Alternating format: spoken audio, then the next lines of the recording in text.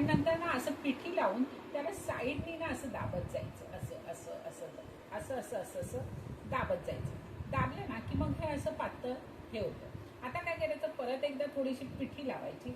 आता पहिलं बघा, पहिलं उभं लाटायचं थोडंसं, त्याला आडवी करायची, परत उभं लाटायचं, त्याला आडवी करायची, परत उभं लाटायचं, त्याला आडवी करायची, उभं लाटायचं, असे 4 वेळा झालं. आता काय करायचं, हे 4 बाजू 1 2 3 4.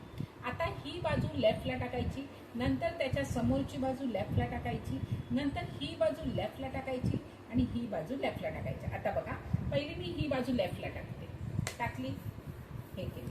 आता ह्याच्या समोरची बाजू मी लेफ्टला टाकते, टाकली, हे केली. आता वरची बाजू मी लेफ्टला टाकते, टाकली, हे केली. आता ह्याच्या समोरची बाजू मी लेफ्टला टाकते, टाकली, हे केली.